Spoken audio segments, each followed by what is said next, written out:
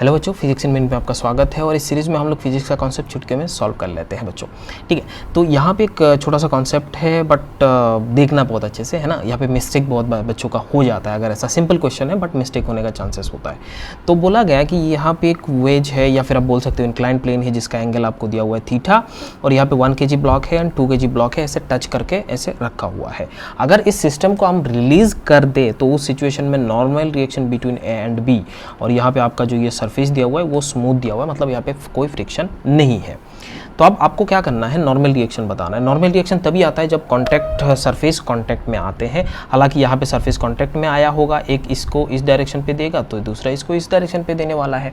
सो पहले शुरुआत में हम देखते हैं स्मूथ है तो ये दोनों नीचे आ जाएंगे और एक ही सेम रफ्तार से आ जाएंगे, या फिर आप बोल सकते हो सेम एक्सीलरेशन से आएंगे। इसमें कोई प्रॉब्लम वाली बात नहीं है। ऐसा क्यों?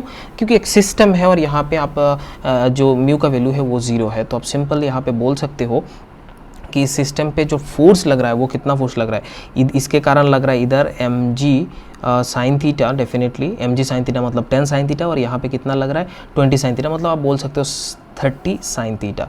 तो सिंपल 30 साइन थीटा, या फिर आप बोल सकते हो 3g sine theta, and that is equals to, यहाँ पे कोई आपका अपोजिंग फोर्स है ही नहीं, यहाँ पे फ्रिक्शन का वैल्यू है ही नहीं।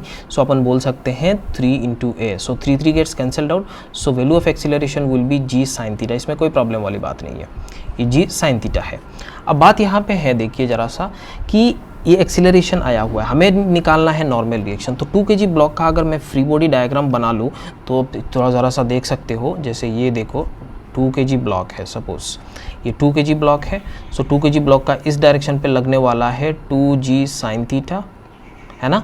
इस डायरेक्शन पे लगने वाला है 2g कॉस थीटा, और इस डायरेक्शन पे जो नॉर्मल है वो रिएक्शन लगने वाला है, और ये इस डायरेक्शन पे एक्सीलरेट कर रहा है। इतना हमें समझ में ऐसा करते हुए तो आप लिख सकते हो, अगर न्यूटन्स इक्वेशन लगाना है 2g sine theta minus n and that is equals to 2 × a, और यहाँ पे a का वैल्यू हो जा रहा है 2g साइन थीटा।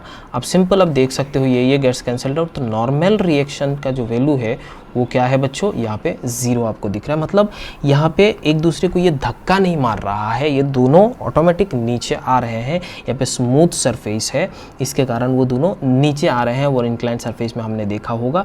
तो आप बोल सकते हो यहाँ पे ये दोनों का जो मोशन है which is independent of mass. So यहाँ पे बोल सकते हो ये दोनों ब्लॉक में जो एक्सीलरेशन लग रहा है वो a = g sine theta and which is independent of मास। इसमें मास में कोई वेरी नहीं कर रहा है। इतना आप समझ में आ गया। स्मूथ सरफेस है वो नीचे आ जाएगा। बात समझ में आया कि नहीं बोलिए।